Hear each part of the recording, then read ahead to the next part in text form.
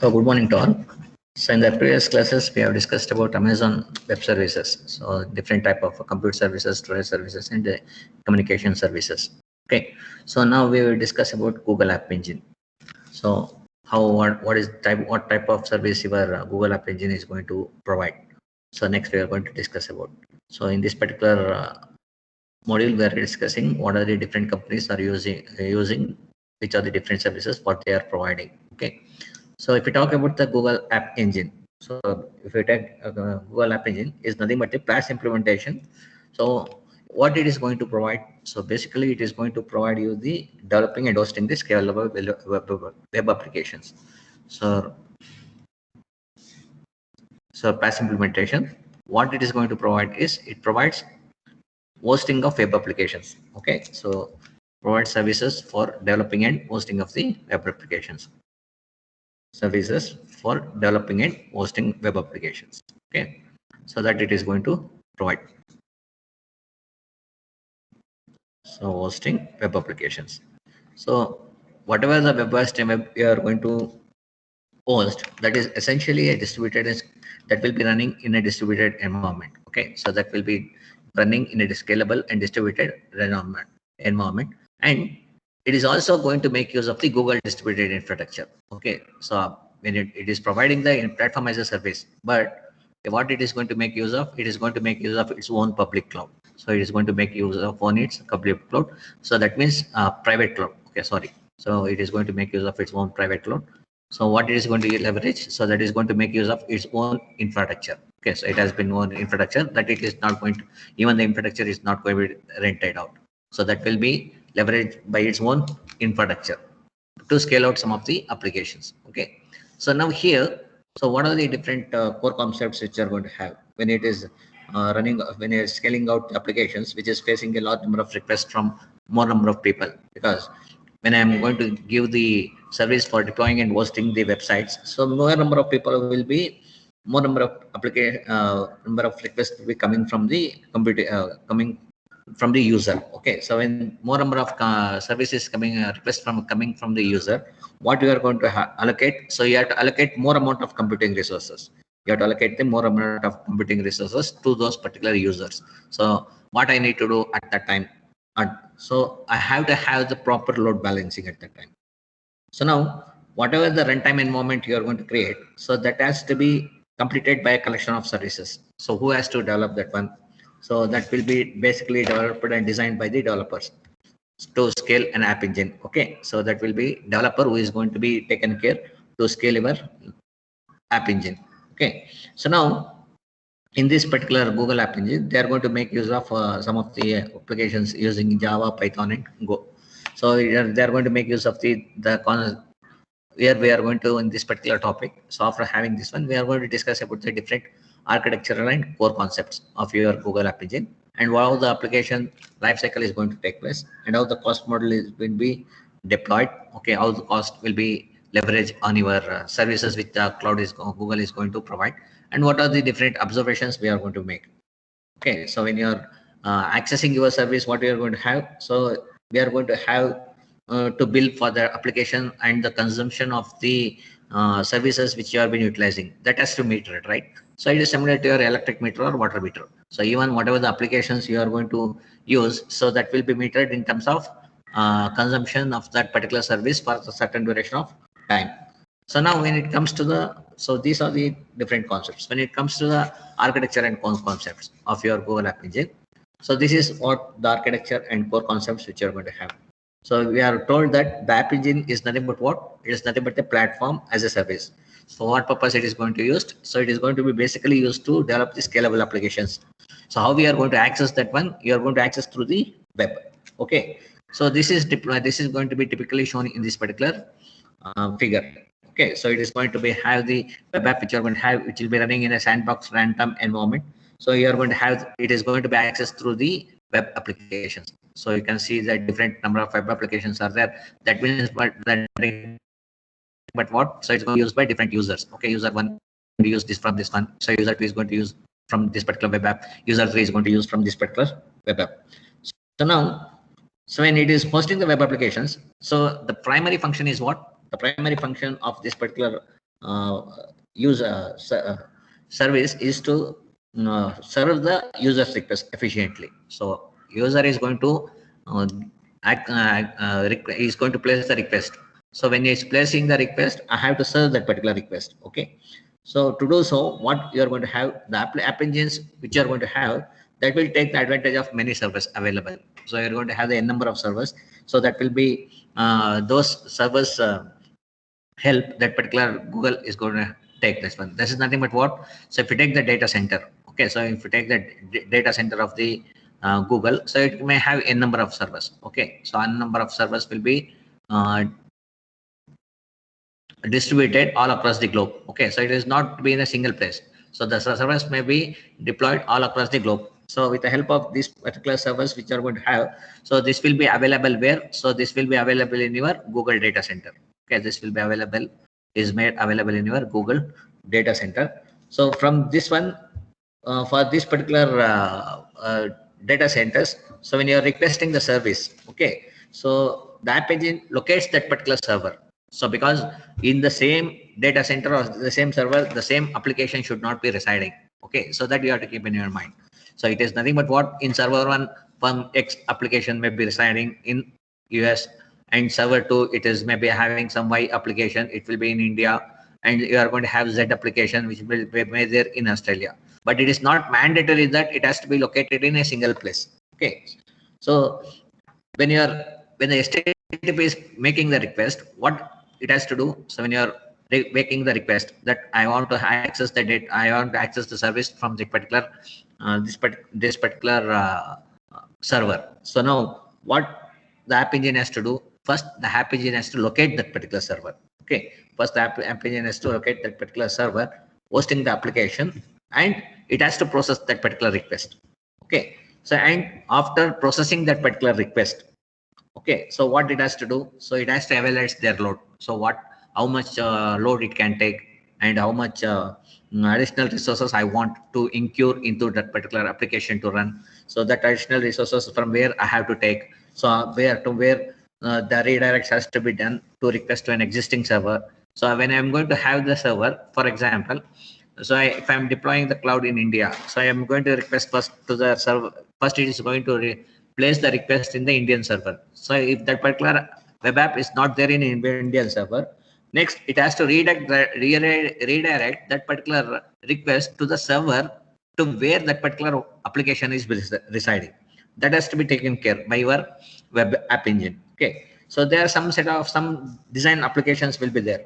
So some state of information will be there, and it is going to maintain the request, different type of requests to be made, and it has to simplify the work of the infrastructure which you are going to have. Okay, so now the mainly is who is going to be responsible now. So the mainly is infrastructure. So you're going to have the infrastructure. So that infrastructure is responsible for everything. Okay, so the infrastructure, what it has to do? So it has to look for the web. First, it is going to look for the request. Okay, web request for the service, it is going to look. So then it is going to place the request in your present server, where you are, in which country you have been located. So if that, in that particular server, if that particular web service is not available, so then where it has to take, so it has to redirect. So that particular request has to be redirect the request to the existing server. So this has to be done, redirect the request to the particular server. So this particular process has to be done by your web app engine. Okay, so this is what it is going to have. So it is going to have the sandboxing runtime environment. So I already explained what you mean by sandboxing. So your sandboxing is nothing but what? It's nothing but the isolated virtual machine. So whenever you are going to access your web through, you're going to access the service through the web.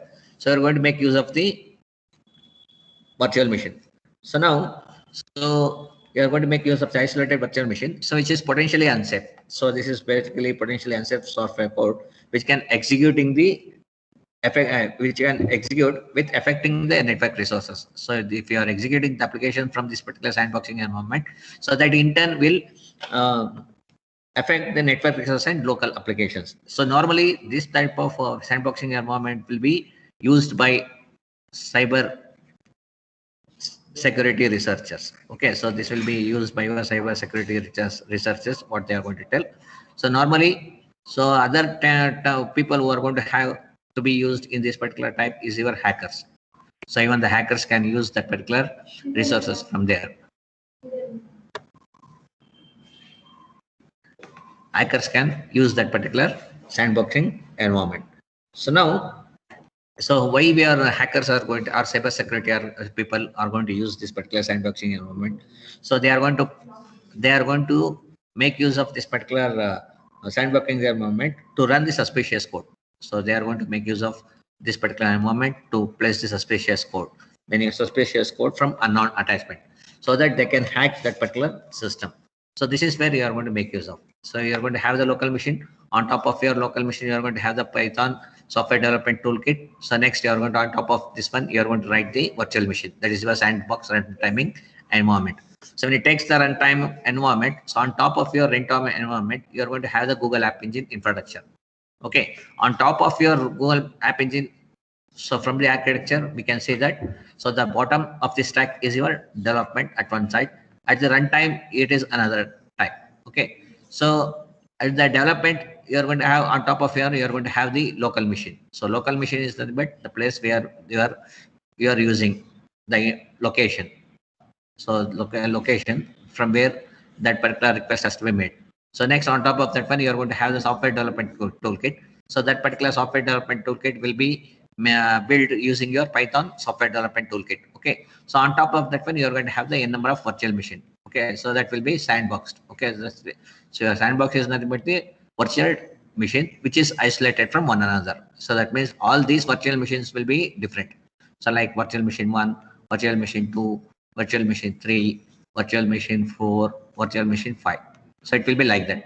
So if you take at the other time when it is running, when your application is running, so when it comes to the runtime environment, so on top of your runtime environment, you are going to build the Google App Engine infrastructure. What are the necessary infrastructure which you require to run this particular to host your application? So on top of this one, you are going to have the number of sandbox environment.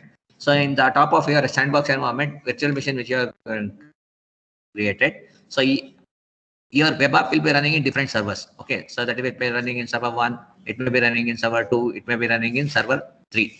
Okay, so now it may be in present location like in India. So for me, present location is India. So this particular data center, this particular web app data center may be in Australia. This particular web app data center may be in US.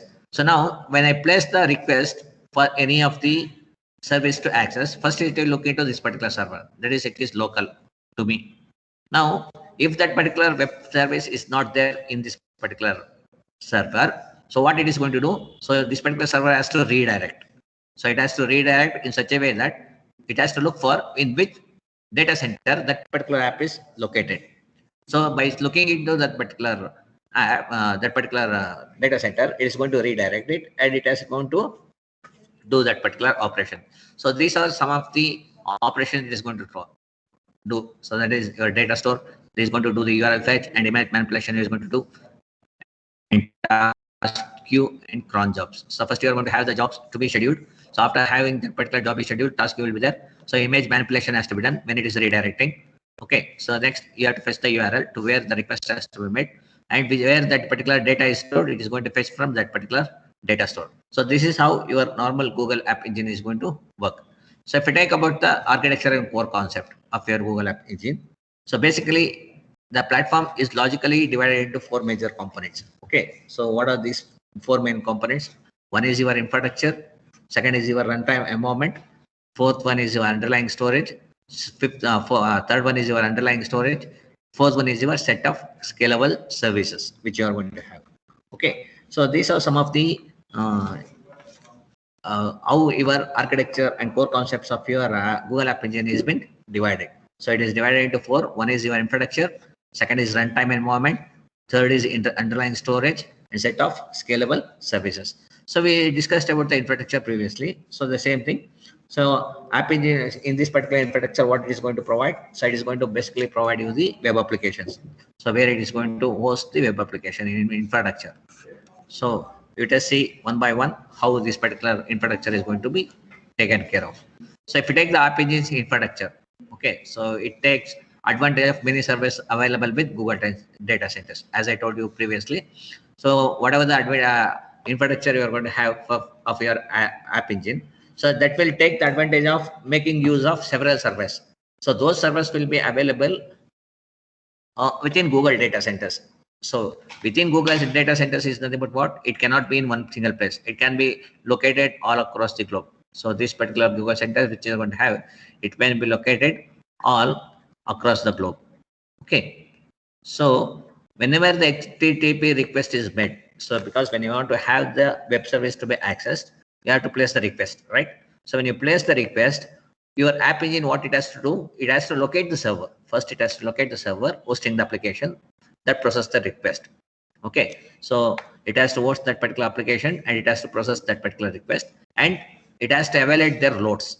Okay, as I told previously, it has to evaluate that particular loads. So if it is not able to accommodate the load, so now if load becomes more, so not what if load is more, what I need to do, so I have to allocate additional resources. Okay, I have to, if it is more, if load is more, it has to allocate additional resources or nothing but the servers. So that means what? So I have the compute service at the base. So if it is running in 2 GB of RAM, for example, my server. So then if I was to host that particular application using 2 GB, if the speed becomes less, what I need to do at that time, I have to speed up. So I have to scale it now. So I have to, if I want to scale it, what I need to do, I have to add another additional resources there. Okay, so if you want to add the additional resources, first it has to resource servers will be taken, or it will be redirect the request to an existing server. Okay, so that particular server is going to redirect it to existing server where that particular service has been there, or where that particular web service has been deployed. Okay, so because it is not mandatory that it is in single place, it is where to be deployed. So if I have the data center, if I have the 10 servers, in any one of the server, I would have deployed that particular application. So from that particular server only, I have to access the service. Okay. So now in this particular infrastructure, what is the other advantage you are going to have? The other facility which it is going to provide is, it also responds for monitoring the application performance. So in this particular architecture concept, it has to monitor the application performance. So how it has to maintain the how it is going to monitor the application performance regularly, in frequent interval, it has to collect the statistics. Okay, so in frequent interval, it has to collect the statistics. So you have to take the infrequent interval for every 10 minutes or every 5 minutes, it has to collect the statistics. Okay, so it has what statistic it has to take. So it has to take the statistics that how much usage has been done of that particular service. So whether that particular service is doing good or not, whether it has gone down, I have to look on that one. So after doing all these statistics, I have to check that for how much time it has been up. Okay, so if it is up for 5 minutes, how much charge I have to levy for that one? So if I am going to have 5 to 10 minutes, how much charge I have to do that one? So that will, depending upon the performance and the monitoring of that particular application, the billing will be calculated. Okay, depending upon the monitoring and calculation of the performance of that particular application, the billing will be done. So that is what in your infrastructure it is going to do. So next, when it comes to the runtime environment. So what do you mean by runtime environment? So the runtime environment represents the execution context of application. Okay, so it represents the execution context of application based on App Engine, hosted based on applications hosted on App Engine. So how it is running, how your application is running, how app is running. So then after hosting, so app is running after hosting. So that will give that one of application. So that will give that particular environment. So here, as we already discussed, in your runtime environment, or when you are talking about the runtime environment of your architecture response concept. So as I told you already, it is going to make use of the sandboxing. So as I told that your sandboxing is nothing but the virtual environment or virtual machine, what we can tell. So it is nothing but the isolated virtual machine. Okay, it is going to have the isolated virtual machine which you are going to have. So since it is virtual machine which you are going to have, so the major responsibility will be given for that particular machine only. So what it is going to provide, so it is the functionality of your virtual machine is provide the application environment. Okay, so that has to provide you the application environment. What is required? The application environment is nothing but what is required to host that application. So that particular environment it has to create. Okay, so that application that has to create it, and that application has to be isolated with another virtual environment. So that particular uh, virtual machine has to be isolated from other environment. So now, so whatever the currently, what are the different supported runtimes which you are going to have? So if you are going to have the different runtime environments which you are going to have, so currently it is possible to develop app engine applications between using three languages. Okay, so it is going to be make use of uh, three different languages related to the technologies. Okay, so that too related to technologies. Okay, so you're taking that is related to technologies. So you can build your app engine applications using three languages. What are the three languages? One is Java, second is Python, third is Go. So you are going to make use of these three languages: Java, Python, and Go language. So you are going to have.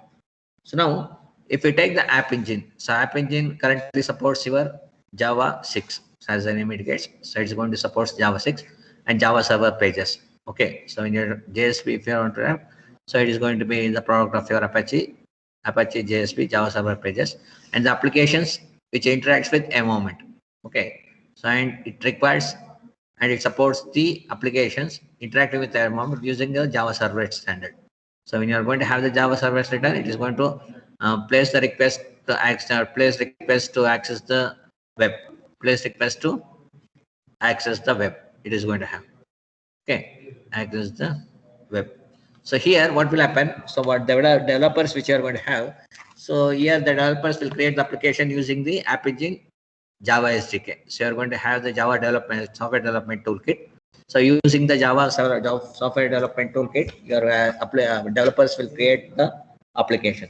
So now, if that particular Python is even the even the optimized interpreter is going to be provided.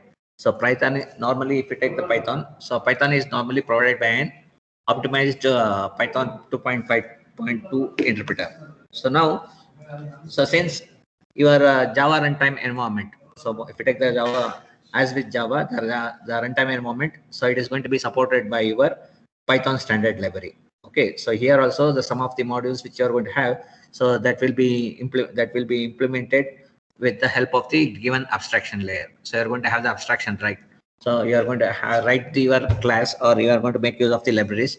So with the help of the libraries or abstractions, so you are going to make use of some of the applications. So libraries you are going to have, or you are going to have some of the abstraction. So you're going to have, so using this library or abstract classes, we are going to make use of additional facilities we are going to make use of. So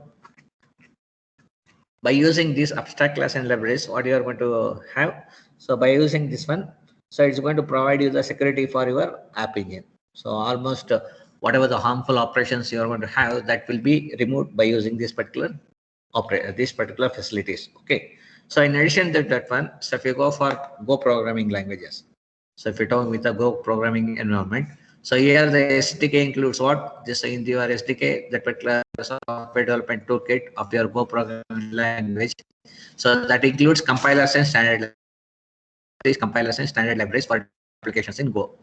Okay, so with the help of the language, you can build the program, and with the help of the program, that particular executable file will be generated. So if you are going with the compiler has to convert from high level language to low level language, and whatever the object code you are going to have, that object code will be kept. So whenever you require, so with the help of the object code, they are going to develop the libraries. So with the help of the object code, they are going to develop the libraries. So after developing with respect to the libraries, so they are going to interface with your App Engine services. Okay, they are going to interface with it with the App Engine services. So that is how you are going to, that is how your coding is, runtime is supported by your runtime environment. So next, when it comes to the storage, okay, so here the storage what you are going to have, so it is going to provide you the various types of storage. Okay, So if we talk about the Google App Engine, so it provides various type of storage. So it is going to different variety of storage is there. So various type of storage we are going to have. So whatever the various types of storage we are going to have in your app engine, that operate differently depending upon the volatility of the data. Okay, so depending upon the requirement and depending upon the changes which is happening on the data, so data will be operated in that particular fashion. The data will be operated. So now when you are going to have the storage, so we are going to have the storage and we are going to store in the three different levels of storage. Okay, so if you talk about the storage, so storage will be stored in three different levels. Okay, three different levels it will be stored. So if you take the storage, so when you talk about first is your in-memory cache. So in-memory cache will be there. So even in-memory cache it can be stored. Storage first. So this is mainly used to store the semi-structured data. Okay. So next is your long-term storage you're going to have. So the long-term storage is long-term storage you are going to make use of to store static data. So long-term storage is short. So the more amount of data will be stored there. So that particular data has to be there in the long it has to be stored in the longer duration. When you want to store that particular data in the longer duration, the data should be static. Okay, so that has to be taken care. So the next type which you are going to have is your data store. So the next, the third which you are going to have is your data store. Okay, so data store is the third type of levels which you are going to have. So as I told you that, so this particular memory cache is used for storage the semi-structured data. So when you want to store, this memory cache is for storage for semi-structured data. Okay, so this is how the data will be stored there. It will be stored for semi-structured data. So now, when it comes to the static file servers, okay, static files, so where you want to keep the data, for longer duration.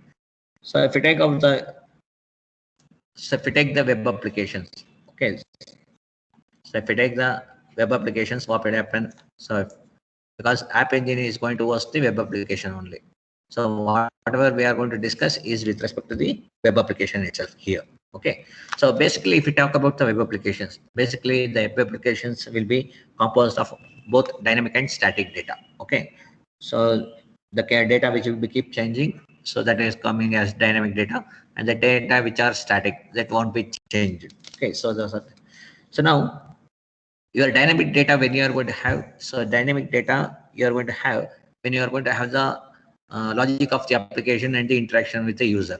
So when you are going to have some logic with respect to application, so depending upon that particular logic, the data will be keep on changing. So dynamic data are nothing but the result of these things. So that is depends upon the logic of the application and how your logic is been interacted with the user. So how the interaction will be done with respect to the user. So now when it comes to the static data with respect to the web applications, what it consists of? So it consists of the components that define the graphical layout. Okay. So we are going to have the web page, right? So I have to have the good look and feel. So if I have the web page, what I'm going to design should have a good look and feel.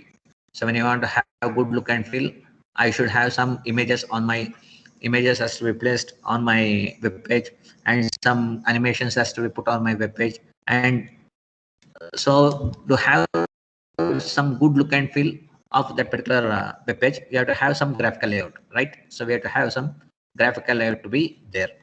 So we are going to make use of a CSS for that one CSS file. So which is nothing but your cascaded style sheet which you are going to use. So next is we are going to make use of the HTML files. So where the HTML files stand for hypertext markup language you are going to have. So then JavaScript files to have your uh, look and feel to be done. So look and feel you are going to make use of your JavaScript and how to place your images icons in a proper position. You are going to use your JavaScript for images icons, and if you want to give the sound effects for your web page, so that you are going to give, and how it has to be organized, all those files will be organized. So that has to be given by your JavaScript files. Okay, so this is what your static file servers will be having. So because web applications will be having both your dynamic as well as the static data. So next is your data store. So storage time. So now what your data store is going to provide, so that is the service, so that is going to allow you to store semi-structured data. So your data store is nothing but it is type of service. So it is one of the type of the service which will be used to store this semi-structured data. So now when you talk about the data store, so this particular service which you are going to be designed, so it is going to be designed in the fashion that, so it has to be scaled. Okay, whatever the data storage you are going to get, so that has to be scaled. Okay, that has to be scaled. Another feature which should be there, scaled, and it should be optimized. Scaled and optimized should be there. Scaling means what? Whenever the data, whenever the storage is going to be exhausted, whenever the storage is full, so without the intervention of the administrator, the storage has to be added, because I will be the web service will be running. For example, you are using the service through the web, right? So initially it is having 2 GB of space. So now, as and when you are going to run your applications, this particular 2 GB will be consumed. Okay, 2 GB of space will be consumed.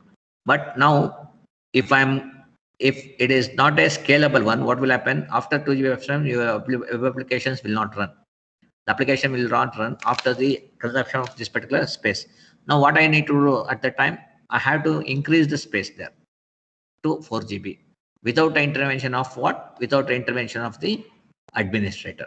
So here the administrator should not be there. Without the intervention of the administrator, the storage has to be improved. That is, it has been scaled. And whatever the data you're going to store in your that particular database, so that has to be scaled, that has to be optimized. Optimized means what? So the proper data should be placed in proper row and column. And whenever you require that particular data, it has to be retrieved fast. So basically, if we talk about the data store here, so it is basically based on Bigtable.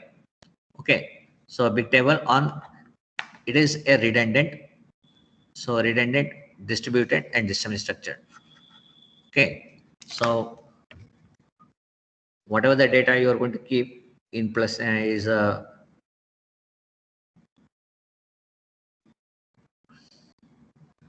in your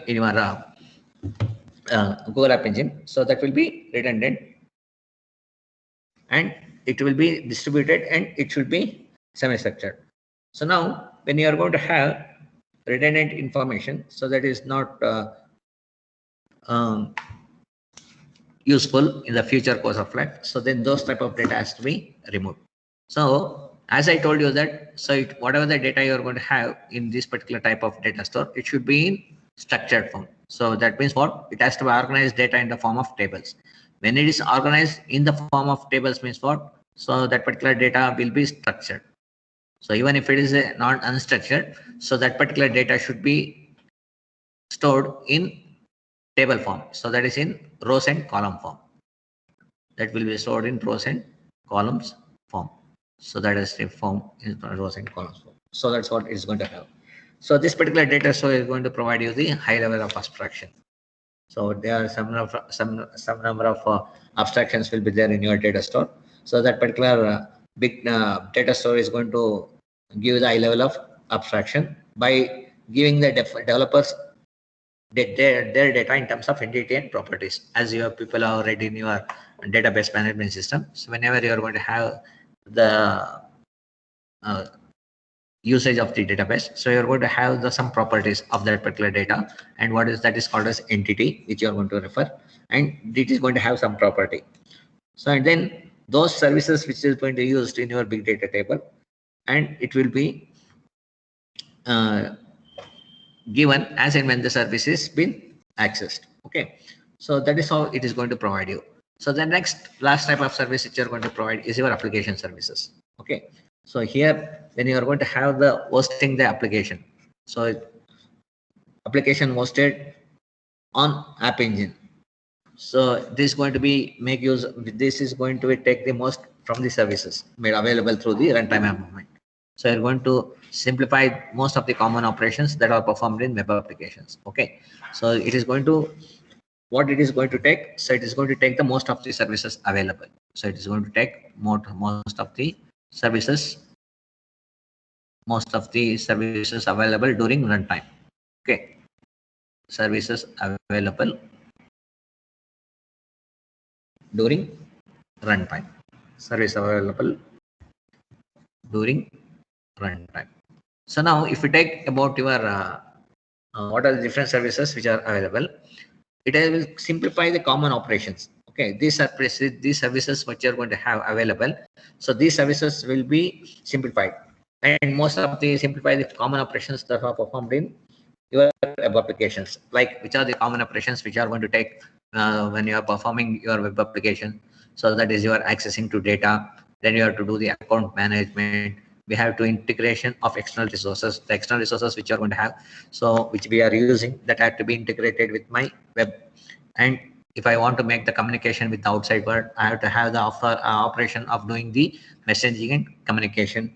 So if my web has to be having good look and feel, so then I should have my web page to look good and feel. I have to make the some manipulations with respect to the image. So there I should have the image manipulation, and it should be asynchronous computation. So these are some of the common operations where your web application is to be used. So now, when you are going to have the web applications, so we are going to have the fetch the URL first, right? So first, if you want to access the service, first the URL services URL has to be fetched. So access the service through URL. Okay, access the service through URL. So now here what will happen, since we are using the sandboxing environment. Sandboxing is nothing but what? It's an isolated virtual machine environment. So that will not allow applications to open arbitrary connection. So what it will do, it will be having the limited features. Since it is having the limited features, it will not allow applications to open the arbitrary connections. So which are not required, those arbitrary connections, it will not make to allow. So during that particular time, what I have to do? So what are the different mechanisms I have to take? So how I have to fetch that particular data. So to have that particular data, so you have to make use of the HTTP and HTTPS only. So that is Hypertext Transfer Protocol or Hypertext Transfer Protocol security. So here, whenever you are going to have the last yes is there, so that specifies security. So that means Hypertext Transfer Protocol security. So by means of your HTTP or HTTPS, you are going to have the URL fetch service. You are going to make use of. So now at that time, what will happen? So whatever the applications you are going to access, okay. So the applications can be made synchronous or asynchronous web request, okay. And integrate, and after doing the synchronous or asynchronous request which you are going to make. So now, what are the different after making the request, you are going to give the resources, right? So when you are giving the resources, those resources has to be integrated. So those resources has to be integrated, and it has to be obtained in a single one. So it has to obtain to the as a single one. So now here, when you are going with the URL fetch, so there one of the interesting feature of URL fetch is the ability to set the deadline. So other important features which are going to have for URL fetch is the ability to set the deadlines for request. Okay, within this particular given amount of time, that particular request has to be completed. So that has to be taken care by your URL fetch. So that is one important properties of your URL fetch in your Google App Engine. So it will ability to set the deadlines for request, so that they have to complete their work within the specified amount of time. So what will happen when they are doing this one? So what are the backend? If any logic operations has to be done, so those logic operations has to be done at the background. So here, when you are going to have completed in the back, faster means what? So whatever the logic operations, that is nothing with your dynamic data. So that has to be done at background. So it has to be done at the background. So that has to be taken care by your URL fetch. So next is memory cache. So here it is going to provide developer with access to fast and reliable storage. So when you are going to with the cache means what? If you take about the normal cache, so where the cache will be residing, it will be near to a processor for processing. Here also the same concept will come. So why we have to do the memory caching? So memory caching mainly it is used by the developers. So App Engine provides what it is going to provide. So your app engine, what you are going to have, that will provide one of the additional feature of memory cache. So here, what it is going to provide for the developer. So it is going to provide developer the caching services by means of memory cache. Okay. So now when you are going to have the memory cache, so what it will do, it will access the data fast. Okay. So it will access the data fast, and whatever the data you are going to keep in that one, it's reliable. That means the data won't be changed.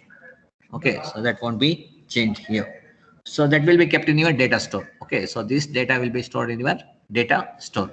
So then whenever you are going to have the scalable or data storage has to be there. So the main objective of this particular memory cache is what? Is to serve as a scalable.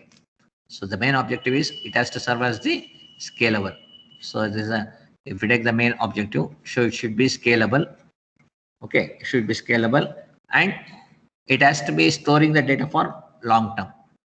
So those are the two objectives which you have from your memory cache. So one is scalable, other is your long term. So and then by optimizing it, you have to provide the fast access. It has to provide the volatile stores for objects. So volatile stores for objects, so that are frequently accessed. So that means, so you should have object, so it should have some volatile store, so it should not be changed. So then for to that particular store of objects, so it has to be near to the services, to the services which has to be accessed, so that it will make your accessing that particular service to be fast. So that will make the uh, execution of your runtime moment to be faster. So when you are doing all these things, what will happen when the performance is increased? So obviously what it is going to reduce. So basically it is going to reduce the access time to data. So the mainly it is going to reduce the access time for the data. Okay. So now when it takes about the, it will, so who is going to reduce the access time of the data? Basically here the developers. Okay. So here, if you want to reduce the access time, so who has to do that one? The developer has to structure that one. Okay, so the developers so can structure their applications. Structure their applications in such a way that first they have to look up into first they have whatever the object is there, for that particular object has to be looked into the memory cache. So if that particular cache, this particular object is not there in this particular, if that particular object is not there in the cache, then only it has to retrieve from the data store. So first it has to look into the cache only. So it is similar to your memory hierarchy concept only as of in your computer organization. So first it has to look into the memory cache. Okay, so that particular object. So here data or object. So if that particular object is not there, then it has to look into the data store. Okay. So if the object is there in the memory cache, it will retrieve the data from the object memory cache only, and it will process it. So now, whatever the data you are going to have frequently access, that will be kept in your memory cache itself. So when you are going to have the memory, when you are keeping the data in the memory cache only, so obviously it is going to reduce the access time of that particular data. So the next feature which is going to your core app is going to provide is mail and instant messaging. Okay. So here, when you are talking about your mail and instant messaging, so your communication is the main criteria. So the communication is the important aspect of the web applications which you are going to have. So it is common to use email for following up and users to trigger activities in web application. So it is going to make use of the email. So email can be used to trigger web activities in web application. So we are going to do that one. So by having the send and receive through mail services. So you're going to send and receive mails through mail services, allowing sending email on behalf of the application to specific user accounts. Okay, so that you are going to make it. So this email can be used by using the triggering mechanism. So triggering activities can be done. So App Engine provide. So for to all these things, so the App Engine is going to provide you the mail service. So it's where it will going to send and receive the mails. So now after this one, so the another way of using communication to be established in the App Engine is, so the other features the App Engine is going to provide. What is the other feature? So the App Engine provides another way to communicate with the external world. So that is through your extensible messaging, and presence protocol. So that is XMPP. Okay. So any chat services you can that supports XMPP can be used, such as Google Talk can be used. So the chat messages to and from the web applications. That is what it is going to provide you.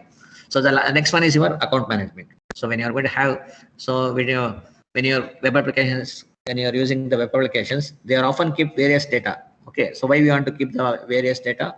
They have to keep the various data to customize their interaction with the user. Okay, so now, so whenever I want to customize the user application, where that will be going? So that will be going in the profile. Okay, that will be of a user's profile, and user's profile that which will be attached to your application. So user profile will be there, right? So user profile it will be having. So that particular various data has to be kept, and that will this data will be normally kept under the user profile of that particular account.